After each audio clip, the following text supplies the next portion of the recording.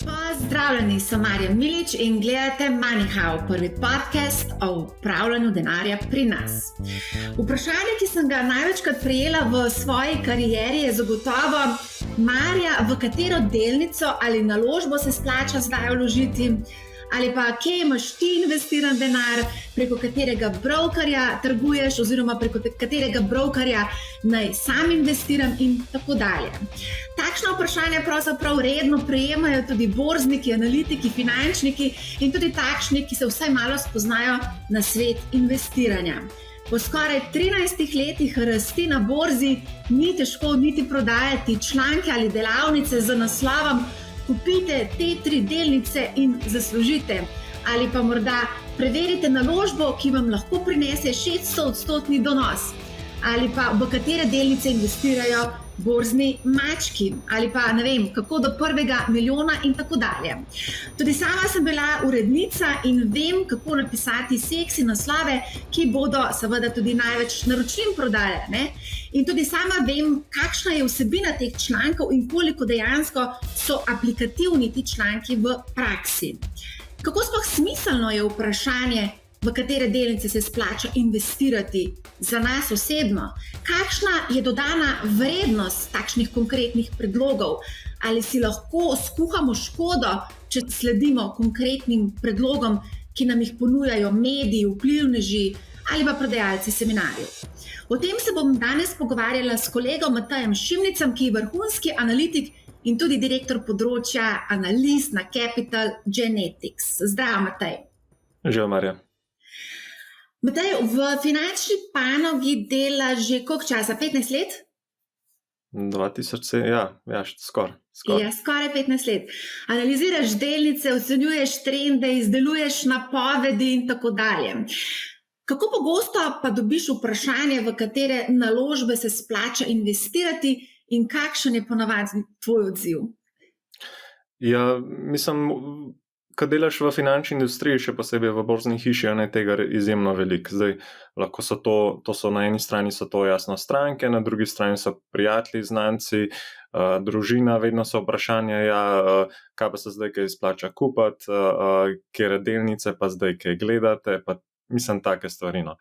In je zelo težko je dati odgovor, zaradi tega, ker enostavno nikoli ne veš na eni strani, koliko časa ta nasprotna stranka oziroma ta potencialen kupec te delnice pač posveča temu in ne vem, ali bo potem še vedno vzdržal nek stik in sprašal, ima še to delnico, ali se jo še splača držati ali karkoli.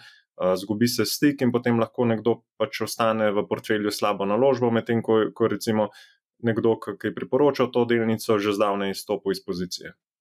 Jaz mislim, da to izredno odgovoren način, ko gledam recimo druge, kako v bistvu opletajo s temi nasveti in ni nekega potem opozorila, kaj v bistvu lahko pričakuje potem vlagatelj, če se zgodi to, ono, tretje. Ni nekega follow-upa in zdi se mi, da je to lahko izredno odgovorno, takšen način komunikacije s potencialnimi interesenti.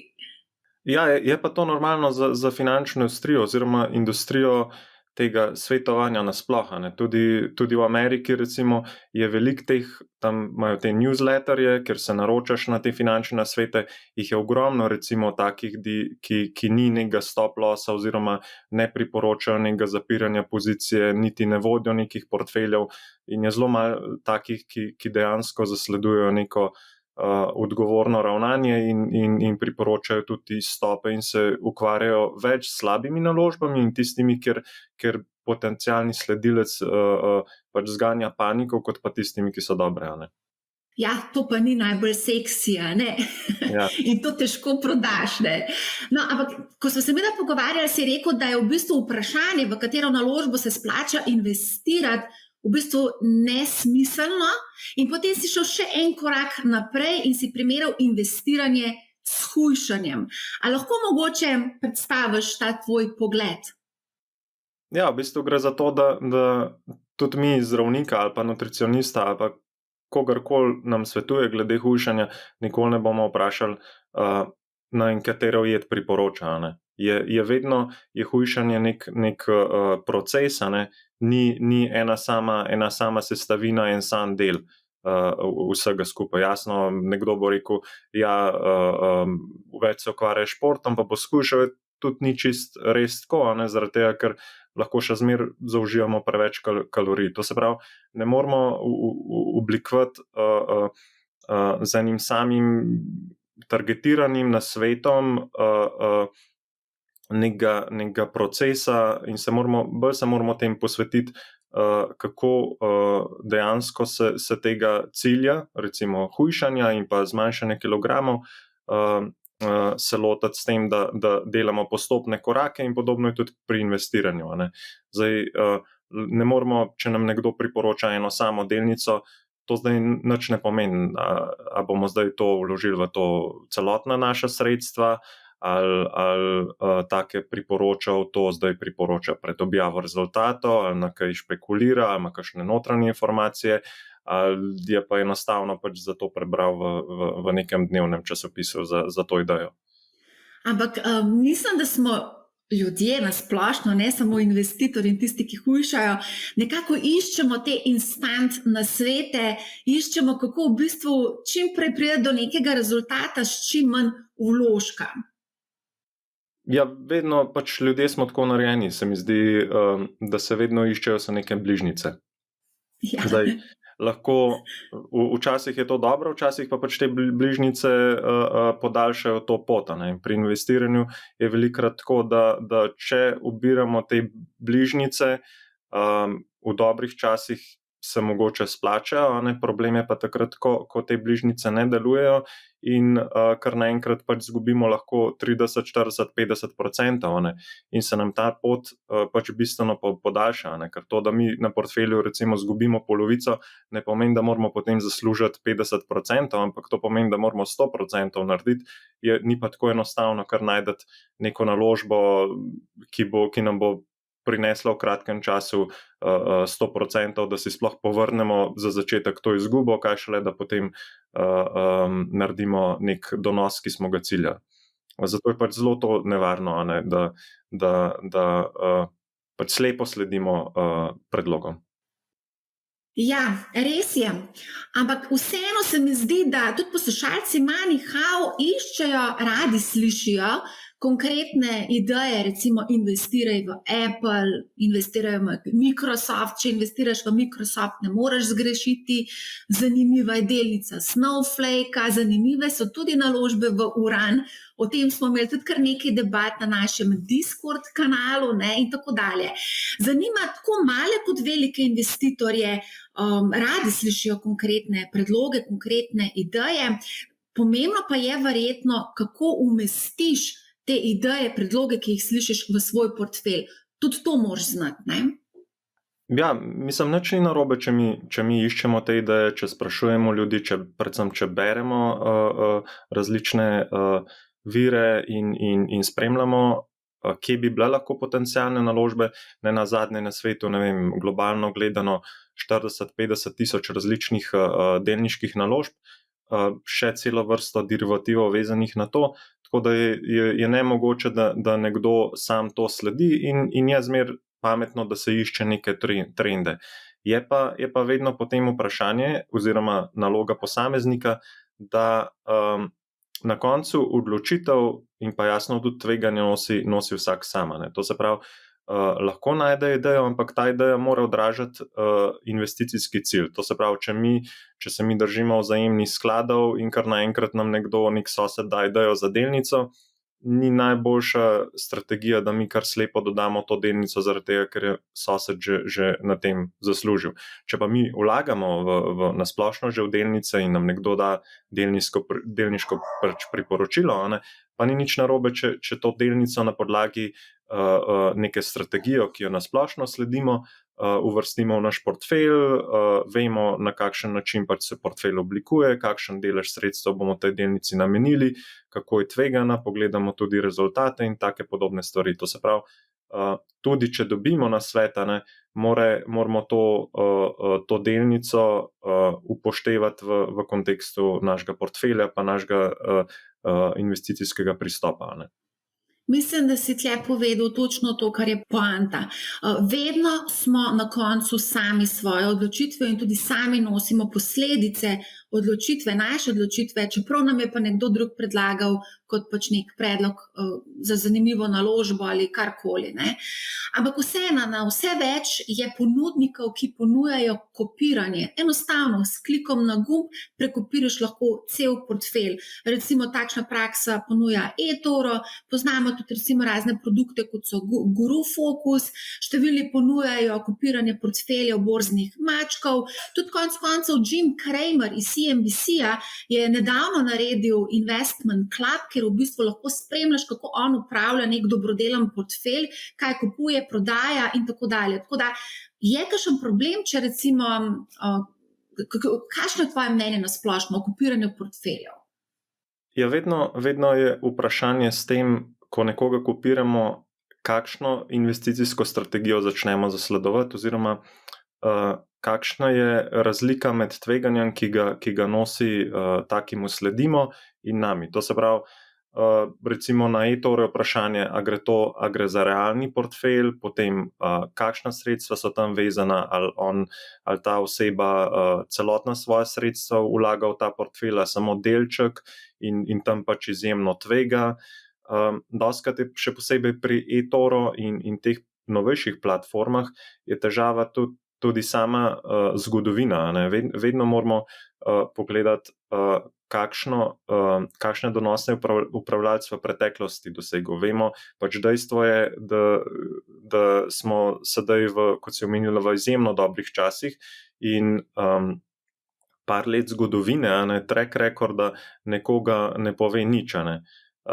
Tudi nasplošno velja v nekem investicijskem svetu, da bi optimalno upravljalec mogel prebrodati vsaj eno, če ne dve finančni krizi, da ga lahko ocenimo, kako dejansko je dober in kako pač odreagira v izjemnih razmerah. Tega na teh sodobnih platformah, kot je eToro, tega nimamo, ne? In na koncu še vedno mi nosimo tveganje, ne vemo, lahko nam uvršča recimo na eToro tudi not instrumente, ki so derivativi, kar pomeni za nas v Sloveniji večje davčno breme in tako naprej. Tako da niso stvari enostavne.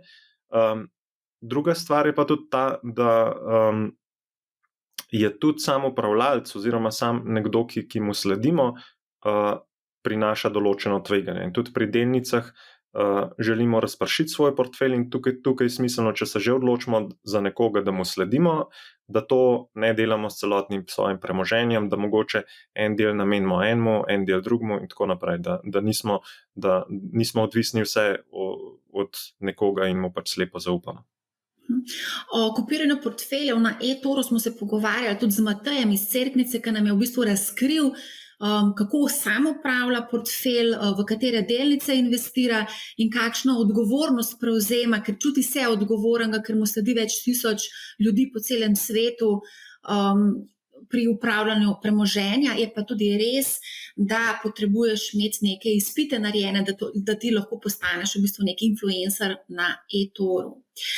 Pa vseeno, tudi moramo povedati, mogoče to, kar je Toni Jukić izpostavil v podcastu o trgovalnih platformah, da se pač producira neka vsebina na strani brokerja s konkretnimi predlogi ravno z namenom, da se nekako spodbudi trgovanje. Se pravi, da kupuješ, prodajaš, da si aktiven trgovalec, ampak statistika za aktivne trgovalce pa tudi vemo, kakšna je. Večina na dolgi rok izgublja, ne? Ja, to je stvar pristopa, ne. Sploh te aktivni trgovalci je pogosto tako, da pač mora biti ustrezen pristop tudi k aktivnemu pač trgovanju. In če mi spremljamo nekega aktivnega trgovalca, mogoče mi kot opazovalci oziroma ko slišimo nek intervju na spletu ali na televiziji, slišimo nek priporočil, v resnici pa mi ne poznamo njegove strategije in ne vemo, da recimo ta oseba da so njegovi tradi oziroma njegove naložbe uspešne samo v 30% primerov. To je za nekoga nepredstavljivo, da te aktivni trgovalci dejansko delajo samo na 20 do 30% naložb donose in da na drugih 70-80% omejujejo izgube. In pač če mi samo malo zgrešimo ta pristop in narobe v bistvu narobe obtežimo oziroma prepozno delamo poteze, hitro te izgube na 80% naložb požrejo ves dobiček na ostalih in potem se zgodi pač to, kar se je omenila. Moram priznati, da sem se pred časom pogovarjala z nekim mladeničem, ki mi je povedal, pač ponosen je bil, da je investiral v delnice oziroma ETF-e in je s ponosom tudi povedal, da je investiral v ARK Invest preko eTora. Ni pa vedel, da je investiral preko CFD oziroma izvedenega finančnega inštrumenta. Te napake se zelo hitro lahko zgodijo sploh na teh platformah. Pa verjetno, opazili smo tudi v preteklosti, je bilo tudi kar nekaj takih primerov, da so ljudje investirali v napačno naložbo, se pravi, da so kupili nekaj, kar v bistvu ni bilo priporočilo ali pa ni bil predlog posameznika, ki je to pač predlagal, ne? Ja, to je nekaj običajnega, to so v bistvu se na ta način se dogaja, če mi dobro ne preučimo naložbe. Če impulzivno se odločamo za naložbe, če ne pogledamo, kaj dejansko podjetje dela, kam vlaga sklad. In do tega tudi pride, oziroma že v preteklosti prihaja tudi do izkoriščanja tega. V določenem obdobju, ko so bile popularne kitajske delnice, je bilo ogromno pojavljanja China v Ameriki. Recimo zdaj veliko podjetij se z blockchainom ukvarjajo, pa mogoče niti pretežen del njihovega poslovanja niti ne temelji, nima nobene veze s kriptovalutami, ampak enostavno oni vključijo en del, da so zdaj oni pa tudi nek del, čeprav zanemarljiv del neke uspešne zgodbe in na ta način pritegnejo vlagatelje. To se pravi, te stvari se dogajajo tudi namenoma in se na ta način pač izigrava vlagatelje, ki se impulzivno odločajo in pač premalo časa posvetijo izbiri. Zdi se mi pa tudi zadnje čase, ko se pogovarjam z ljudmi, da imajo na nek način pravo sračje gnezdo naložb, kar mečejo vse skupaj noter v neko košaro in ni neke rdeče niti ali pa neke zgodbe v ozadju, ampak so pač nekaj so slišali od nekoga in potem so tudi šli v akcijo, ker pač od nekoga, ki ima nekaj pojma, nekako si predstavljajo, da se potem tudi v to splača investirati. Ja, to je v bistvu tudi en del tega necelovitega pristopa, da mi enostavno nam nekdo priporoča, potem smo na drugi strani mogoče še malo rezervirani in ne želimo toliko tvegati, in potem neke manjše zneske namenjamo v različne naložbe. Zdaj, načeloma to ni težava, ampak tudi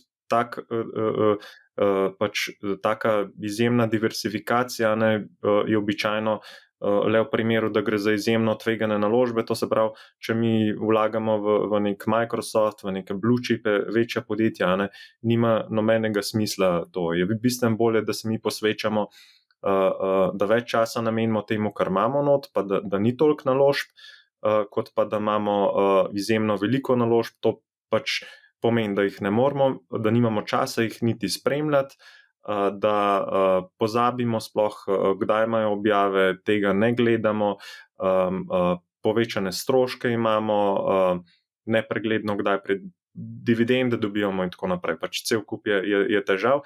Je pa velikokrat to tudi posledica tega, da ljudje recimo kupijo naložbo, ki potem ji vrednost pade in enostavno se ne upajo soočati s tem, da je treba pač zaključiti zgodbo, priznati to, da je bila odločitev napačna, da podjetje ne posluje tako, kot smo mi pričakovali in pač se čaka in čaka, da bo zlezla spet vsaj na nulo.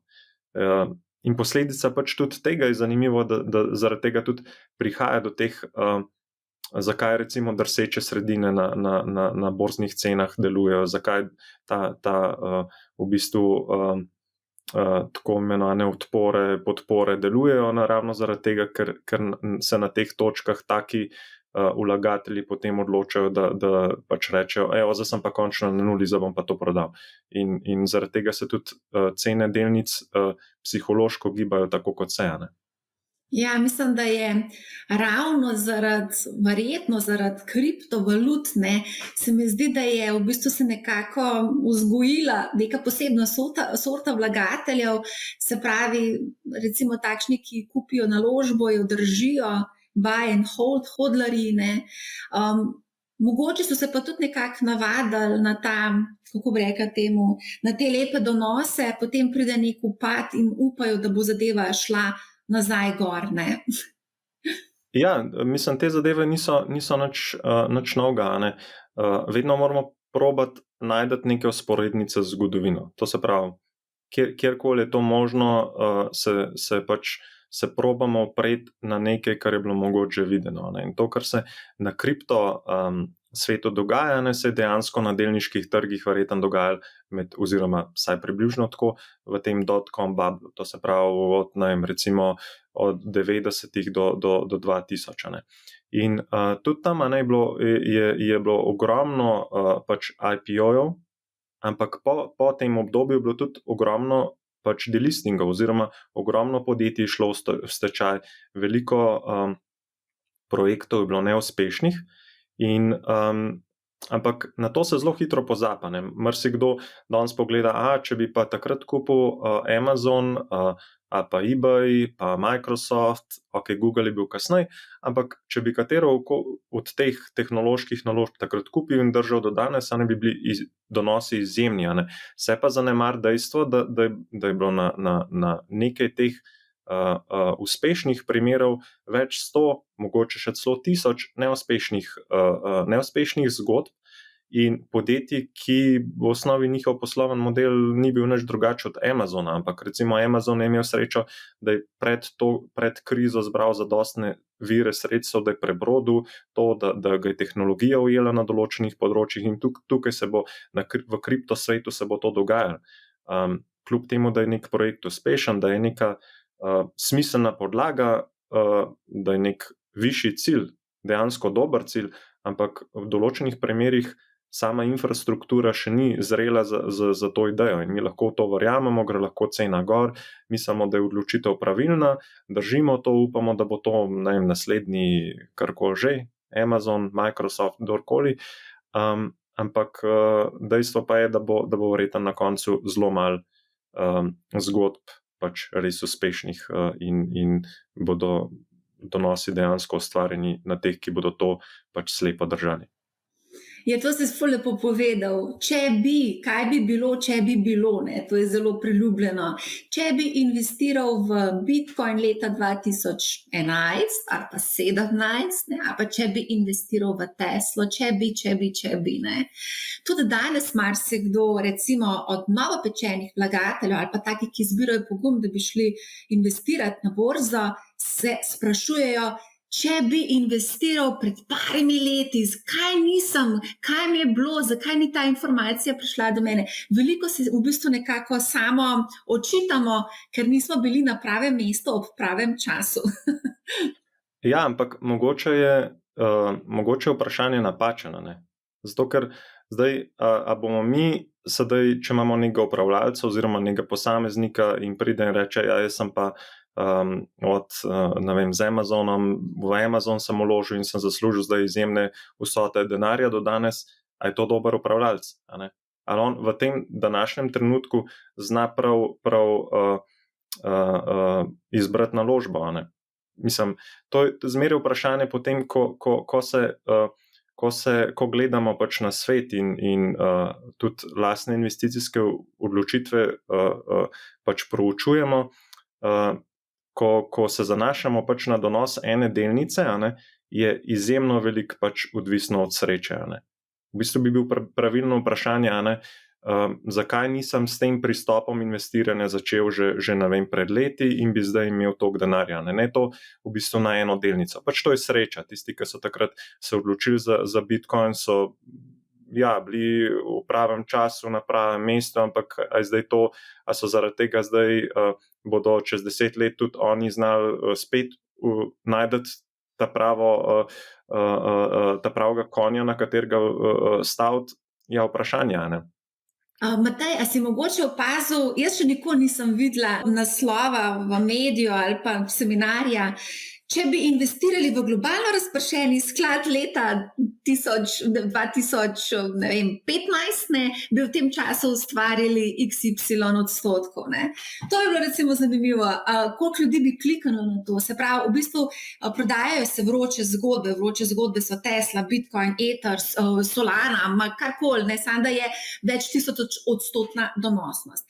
Zdaj, ko že omenjaš razpršene portfelje. Koliko je pa pomembna recimo ta razpršitev portfelja, ker obstajajo neka pravila palca tudi, recimo, da od 100 odšteješ starost svojo in to razmerje določiš med delnicami in obveznicami, recimo, da si star 40 let, se pravi 100 minus 40 pomeni, da investiraš 60% v delniške naložbe in 40% v obvezniške naložbe. Zdi se mi, da to pravilo palca uporabljajo tudi pokojninske družbe v skladih življenjskega cikla. Moje vprašanje, oziroma jaz pa nekako moram reči, glede na to, če upoštevava življenjsko dobo človeka, recimo 40-letnika, ki bo živel recimo tam do 85. leta, jaz mislim, da to pravilo palca je precej za časom in bi ga bilo potrebno posodobiti. In menim, da je to nepravilno razmerje za 40-letnika, 60-40. Kaj pa tvoje mnenje? Ja, to je pač. To je zelo tako teoretično vprašanje, ne? In zelo velik, v bistvu, en je ta tvoj pogled, ne? V strokovni javnosti se pa še bolj kot to se diskutira o tem, ali je v tem obdobju pač toliko nizkih obrestnih mer sploh smiselno vlagati obveznice oziroma kakšen je sedaj ta razmerje v tem okolju, ne? Mogoče kje tukaj noter pride zlato, glede na to, da se pričakuje inflacija oziroma kakšen drug finančen asset, ki bi omogočal obvarovanje pred morebitno inflacijo. Tako da to je zelo taka teoretična debata oziroma je zelo težko priti do nekih konkretnih zaključkov. In je na koncu je vse odvisen od tega, na kakšen imamo ta proces. Niti ni nujno, da mi s takim razmerjem se izognemo tveganju. Še vedno je tveganje. In še vedno z drugimi pristopi lahko mogoče samo z delniškim portfeljem dosegamo enako tveganje. A pa z derivativi. Pač, to je stvar dejansko tveganje, je stvar pristopa, ne toliko od tega, kakšne naložbe imamo mi v portfelju. Ja, s tem smo se tudi pogovarjali z Blažem Hribarjem iz pokojninske družbe A, ki je v bistvu ravno to izpostavil, da je ravno problem, da so v tem trenutku ravno problem obveznice in da v bistvu iščejo alternative, torej iščejo donose na alternativnem trgu oziroma oni konkretno v nepremičninah, ne. To je tudi v bistvu tak zanimiva zadeva, ne. Dejva mogoče, prej si omenjal traderje, ne, in pa njihov pogled na investiranje. O tem smo se midva že veliko pogovarjali in sicer o enem zelo znanem traderju, ki je njegov posnetek intervjuja je zaokrožil po spletu. Gre za Marka Minervinija, ki je na CNBC-ju razlagal, kako je on sredi septembra stavil na kratko, kako je investiral v Tesla, Upstart, MGM in ne vem katero vse podjetje oziroma delnice. In je seveda o tem tudi veselo razlagal, potem pa ga je voditelj ustavil in ga vprašal, s čim se pa ukvarja Upstart, ne? In ta trader je bil kar malce v zadregi, tudi zelo nespretno se je potem izklopil iz oddaje in ta posnetek je potem seveda zaokrožil, kaj je bil njegov problem, zakaj ni mogel povedati, kakšna je njegova dejansko strategija investiranja javnosti. Mislim, ne vem, zakaj ni šel v to, da bi razkril to, oziroma zakaj ni imel poguma, ker je znano, tudi on prodaja tečaje, tudi javno je razkrito, kakšna je njegova strategija, oziroma približno kakšna je njegova strategija. On se pač zanaša na breakoute oziroma na trade, investicijske odločitve sprejema na podlagi gibanja cene. Zdaj, zakaj pa ni povedal, je pa pač vprašanje. Je pa dejstvo, da to je en od pristopov in v takem primeru pač taki investitorji oziroma traderji niti ne poznajo, kaj podjetje dela. Pač zanašajo se na teorijo, ki ni nič novega in se upira na to, da cena na borzi najbolje odraža podjetje. To se pravi, ne glede na to, kaj podjetje dela, kako podjetje posluje in tako naprej, vse se na koncu odraža v ceni. In to je ena od strategij in pač nič ni narobe. Tudi recimo to, da mi sledimo nekomu, ni nič novega, tako kot si sama prej omenila, nekateri pač sledijo znanim vlagateljem. To je pač podatki glede hedge skladov so razkriti na ameriški agenciji za vrednostne papirje. To se pravi, vsak lahko vsako četrtletje pogleda pač z določenim zamikom, kaj recimo imel v portfelju Buffett in drugi pač zelo znani vlagatelji in lahko sledi tem naložbam oziroma njihovim portfeljem.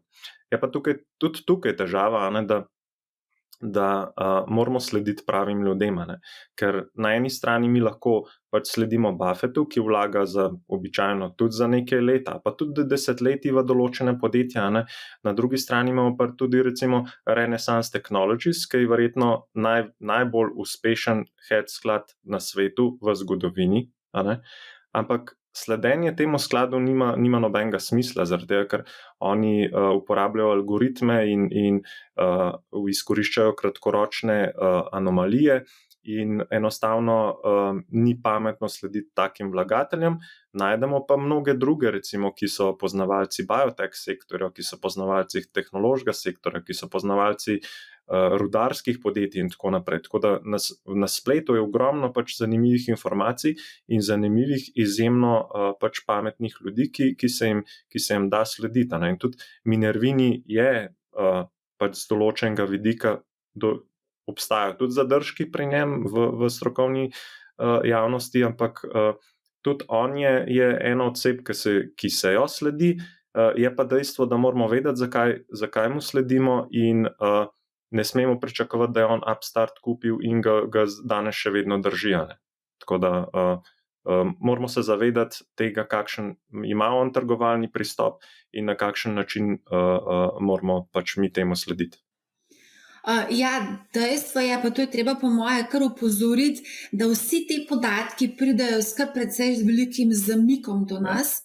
In preden se mi odločimo investirati ali pa posnemati nekoga, je lahko on že 10-krat spremenil svojo pozicijo.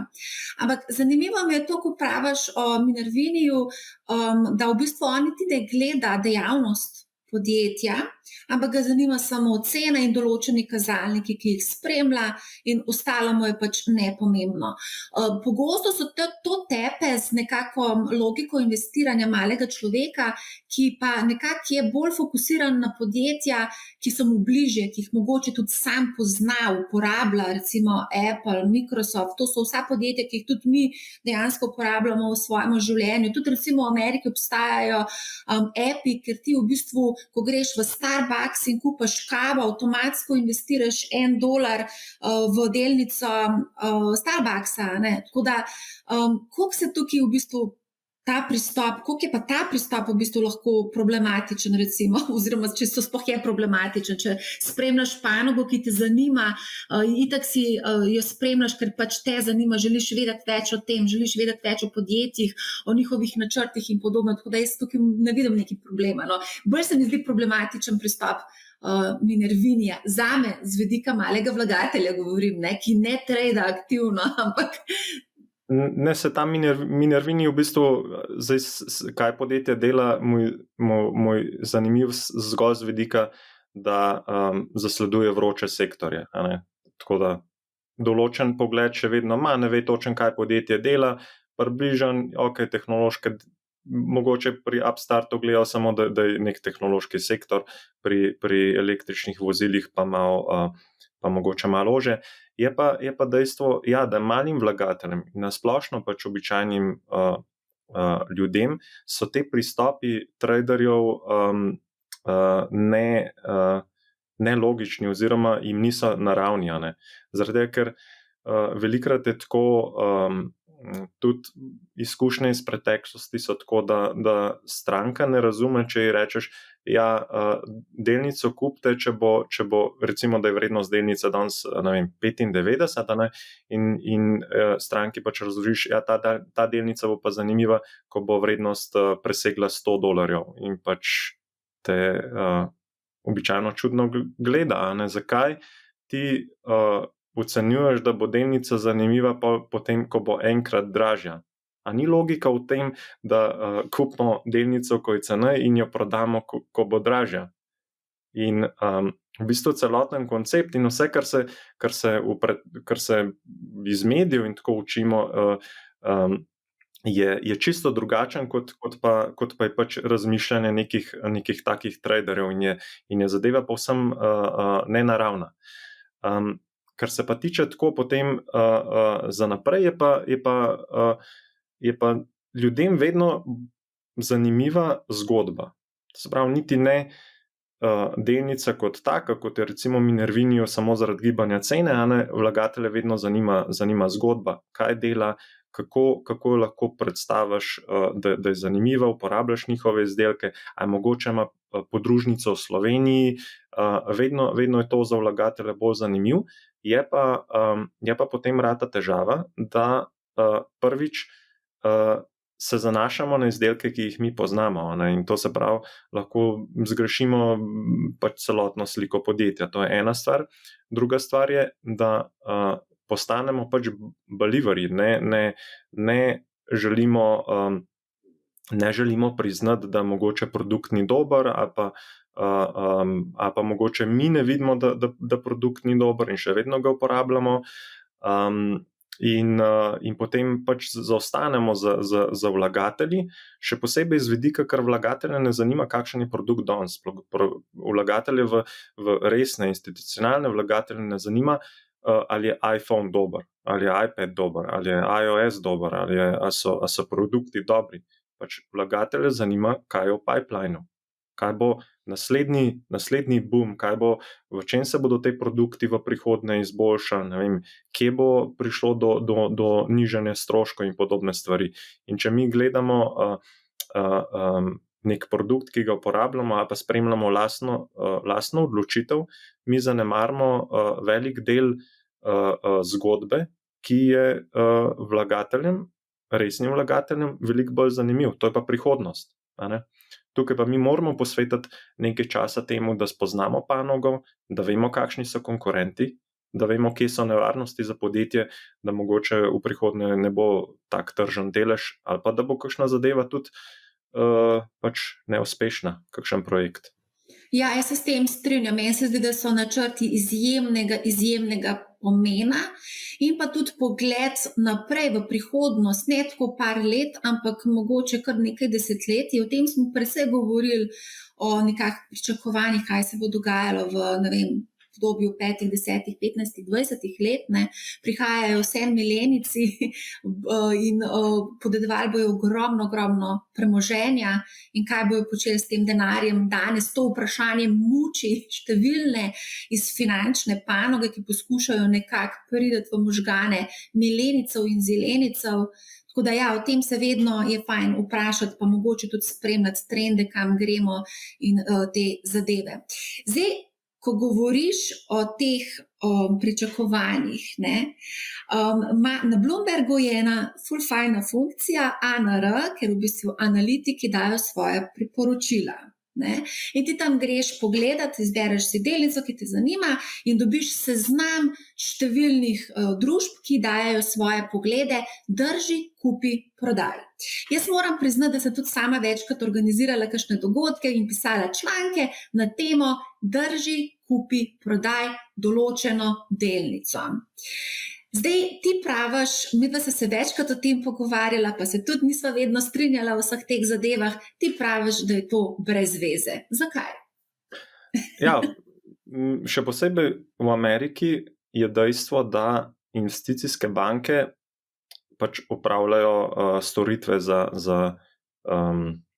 vsa ta večja podjetja. Ne? In ni pač skrivnost, da bo JP Morgan, ne vem, za General Electric mogoče svetovalec pri ne vem, napovedani razdružitvi, ali da jim bo pomagal aranžirati dolg in tako naprej.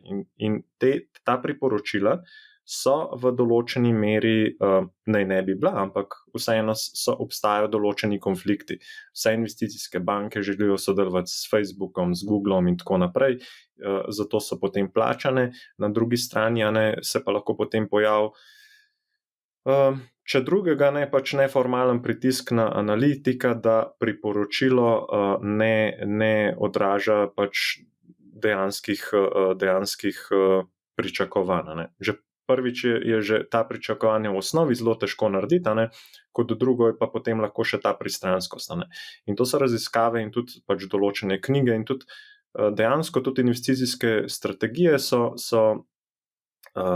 ZAX, recimo, ki je tudi ena od spletnih strani, je v okviru tega projekta bila napisana tudi knjiga oziroma okrog tega, že 10 let nazaj, se spomnim, ko sem začel v finančni industriji, sem jo bral in sicer je tematika v tem, da je našo investicijsko odločitev bolj oblikovati oziroma bolj učinkovito oblikovati na to, kako se giba pričakovan dobiček. To se pravi, kaj analitik pričakuje z vidika pričakovanega dobička, ne pa toliko zaradi samega priporočila, ker vsi ti analitiki so vključeni v tekmovanje oziroma v nek benchmarking peerov in je za njih zelo pomembno, da ne zgrešijo napovedanih dobičkov oziroma da se čim bolj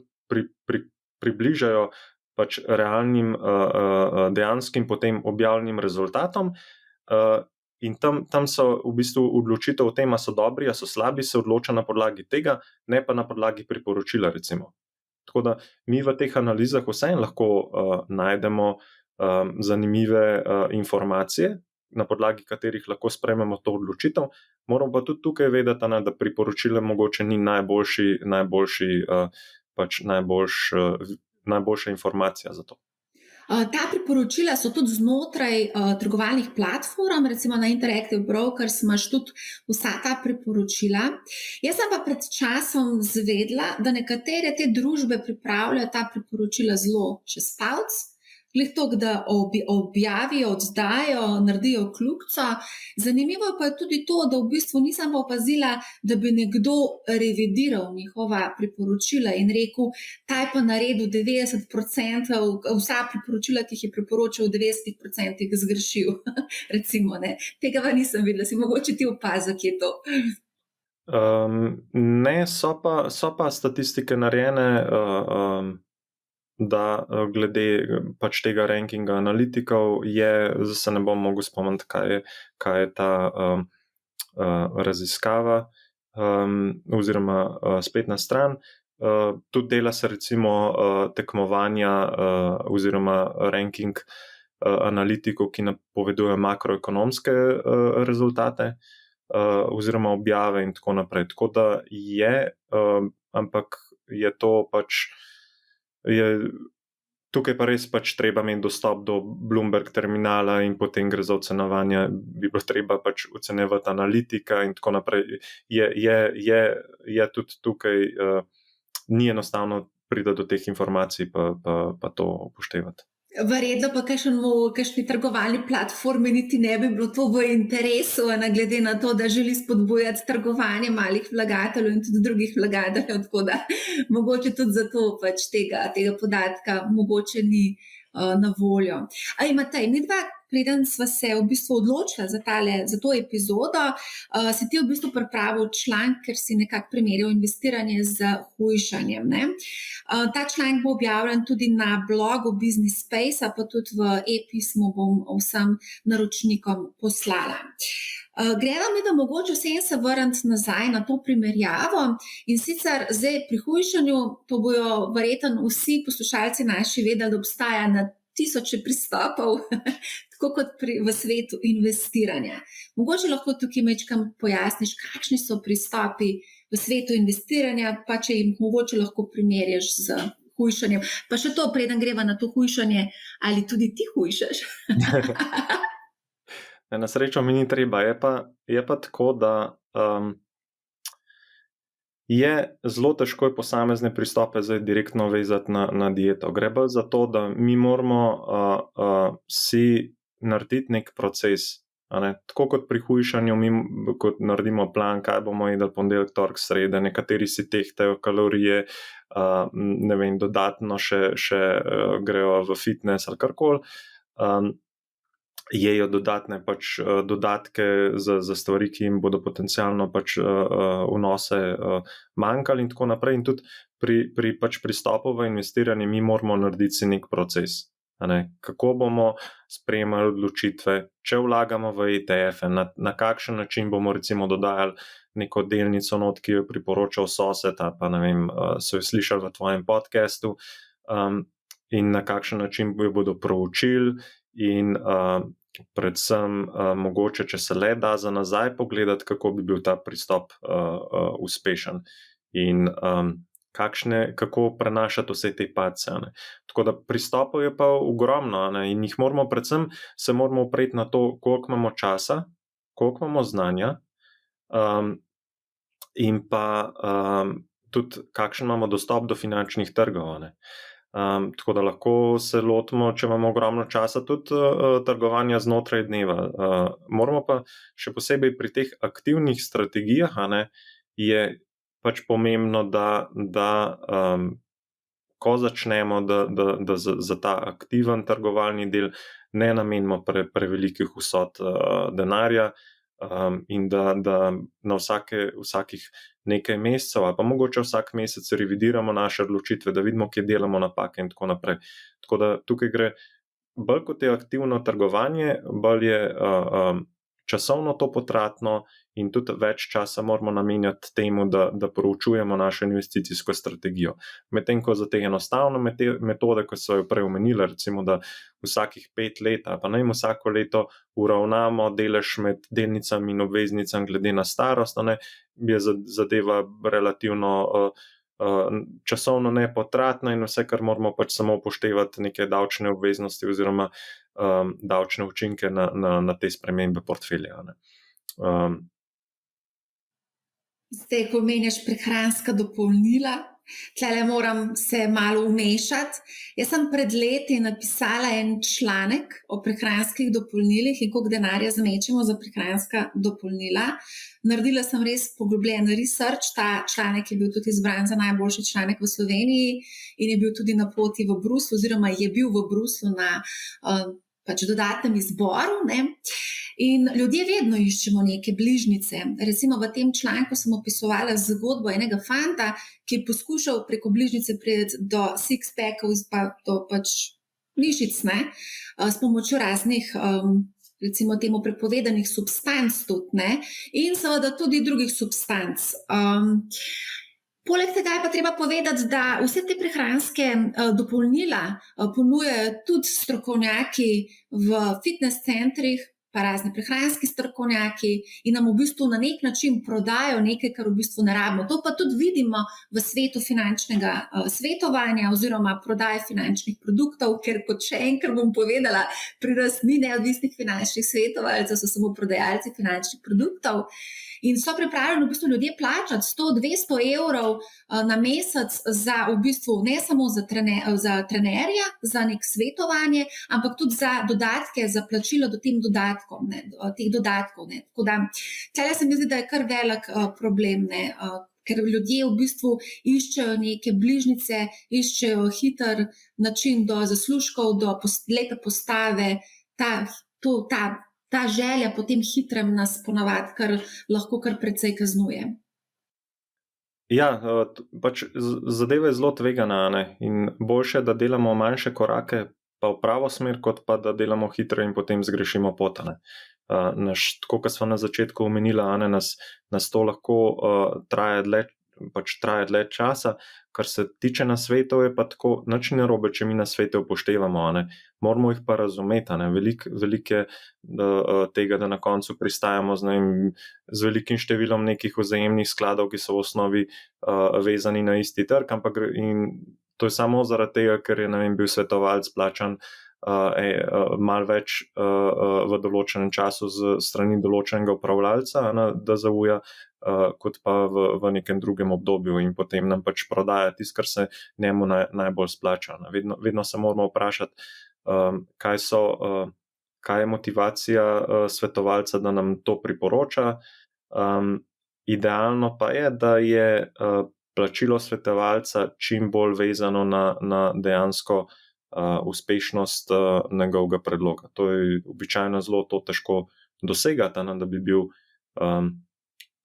bi bil plačan na uspeh, ampak moramo težiti k temu, da je nasvet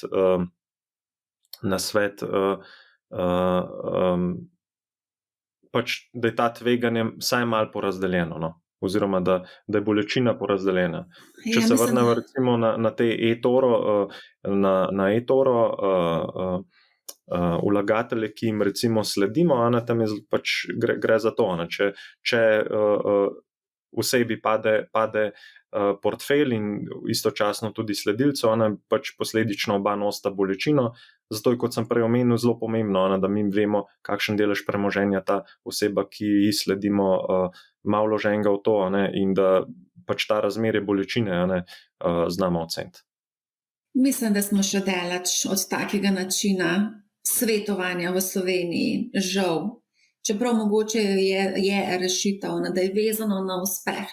Jaz se spomnim, ko sem se pogovarjala res s številnimi športniki, ki so pač doživeli neke uspehe, ne samo doma, ampak mednarodne uspehe, in so dobili tudi kar nekaj denarja, in zelo hitro so prišli razni svetovalci, ki so prodajali vse živo, in to ni bilo čisto nič vezano na noben uspeh, ampak uspeh je bil sam prodaja produktov, in tudi nasplošno, tudi danes opažam pri ljudeh podoben princip, sam da se prodaja.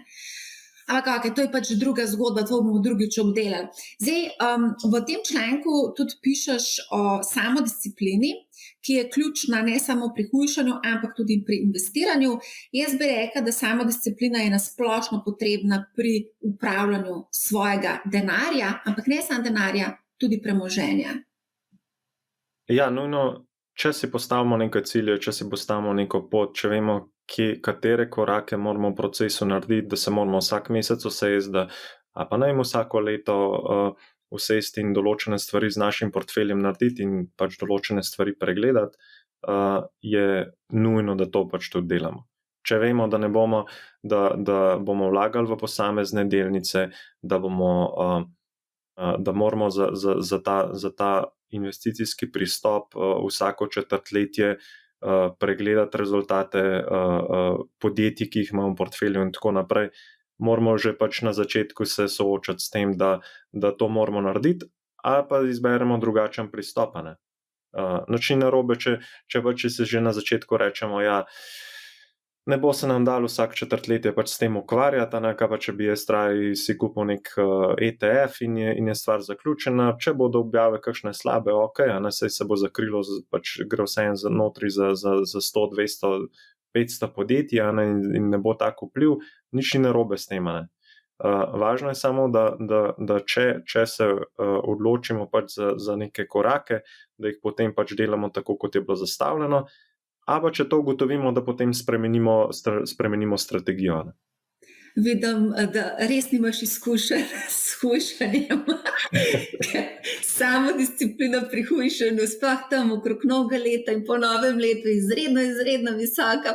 pa kar malo dol pade. V roku enega meseca vsi pozabijo na te cilje in plane, a ne, tako da je samodisciplina izrednega pomena. Zato sem pa tudi jaz v bistvu nekako rekla, nekako svetujem ljudem, da si poskušajo stvari čim bolj avtomatizirati.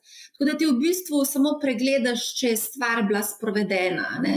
To sem recimo predlagala v podcastu oziroma epizodi, kako upravljam svojo plačo, naprimer, ne. Tako da si nekako olajšamo življenje, pa tudi sodobna tehnologija nam dejansko tudi danes omogoča avtomatizacijo.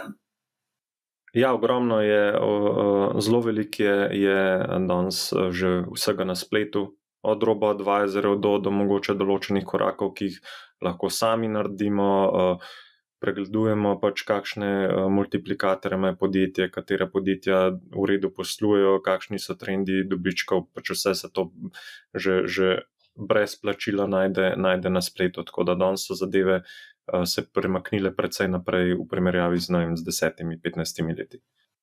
Res je. Zdaj v članku omenjaš tudi eno zelo zanimivo zadevo, vizualizacijo. Kaj v bistvu pomeni? Kako si vizualiziraš investiranje? Ali si postaviš cilj v smislu, kako do 1. milijona ali pa do 100.000 evrov ali pa ne vem, kako si to predstavljaš? Ja, nujno si moramo zastaviti neke cilje, ne? Zato da na eni strani,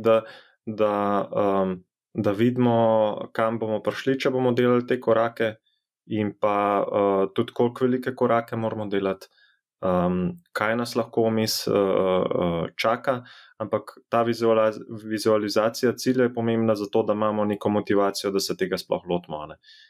Še posebej, ko gre za ta mesečno plačilo, recimo na finančne trge z namenom varčevanja za pokojnino, se danes pač se teh 100-200 evrov mesečno zdi nič, če si pa mi vizualiziramo in cilj in si preračunamo in vidimo, koliko bo to čez 30-40 let, kakšni zneski bodo, je pa to čist neka druga motivacija, da pristopimo k temu cilju in pa da začnemo delati to pot. Je se enako je tudi pri hujšanju, začneš lepo počasi in na hladilnik si nalepaš tiste six-packe, se hecam. Drugače pa saj smo imeli že kar nekaj teh primerjav, tudi sama sem jih že večkrat omenjala v epizodah, recimo ljudje si zelo enostavno znajo predstavljati, da če recimo daš 20 evrov na stran in varčuješ teh 20 evrov, mogoče 10-15 let, si potem lahko kupiš kakšno garsonjero nekje, sicer mogoče ne v Ljubljani, v kakšnem manjšem mestu. Tako da to smo že imeli te primerjave, počasi se daleč pride, pa z malim se lahko res veliko tudi ustvari, ne. Mislim, da sva več ali manj obdelala vse, mogoče, če lahko neko sklepno misel daš, kaj lahko danes mali vlagatelj odnese od tega pogovora, pa Matej, res imaj v mislih, da niso vsi analitiki tako kot ti in da ne razmišljajo tako analitično kot ti. Jaz mislim, da je predvsem pomembno to, da se vsak loti tega čim prej.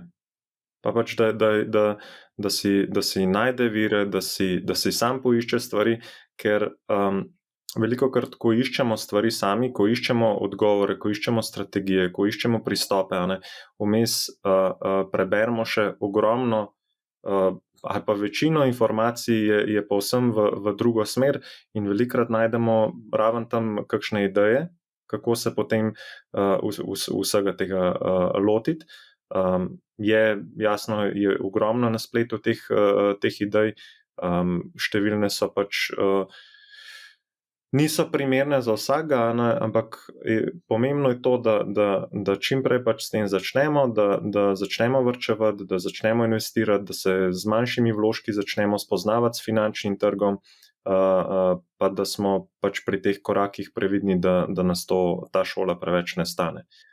Je pa pač investiranje ima določene oziroma vlaganje, trgovanje, kakorkoli temu rečemo, ima dobre in ima slabe dneve, in prva zadeva, s katero se moramo pač sprijazniti s tem, da bodo tudi na finančnih trgih vedno pridejo izgube, zdaj vidimo zelo dobre čase, nekaj odstotni padci so zdaj danes že, mislim, ok, lani smo jih videli, ampak večina jih je že do zdaj pozabila, ampak to je realnost finančnega sveta in moramo sprejeti zadevo taka, kot je, in da bodo tudi finančne izgube prišle in da bo vrednost portfelja upadla in da moramo biti na to pripravljeni.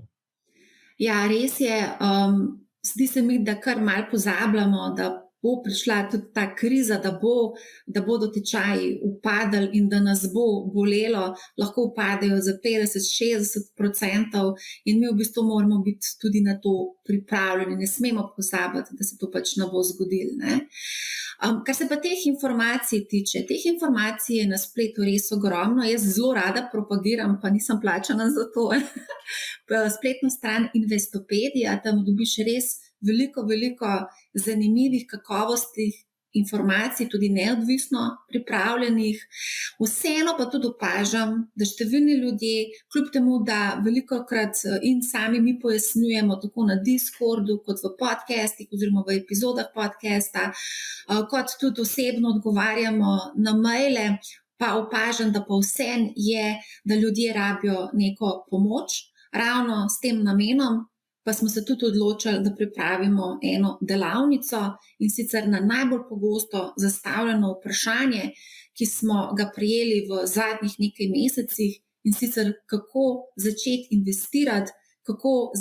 investirati v ETF-e, na kaj biti pozoren pri investiranju, konkretno v ETF-e. To je zelo vroča tema med poslušalci MoneyHow, in zato, Matej, smo se odločili narediti na MoneyHowu delavnico in ti boš del te delavnice, kjer boš v bistvu predstavil konkretne predloge, kako se lotiti investiranja. Skupaj z Andražem Grahkom in seveda z menoj bomo vse to predstavili na zelo praktičen način. A lahko mogoče poveš,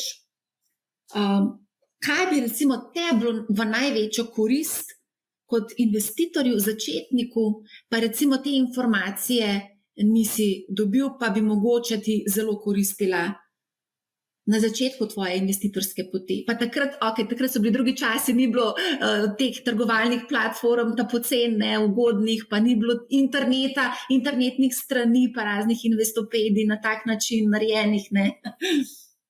Maso že bile, e-trade je že bil. Tako da se je predvsem to, kje so nevarnosti, predvsem razumevanje tega, da eno je naša ideja, to se pravi, da imamo neko idejo, da bo nafta čez 2 leti absurdno, recimo 150, ne? Povsem drugo je pa, kako recimo to tezo potem uresničimo na finančnih trgih.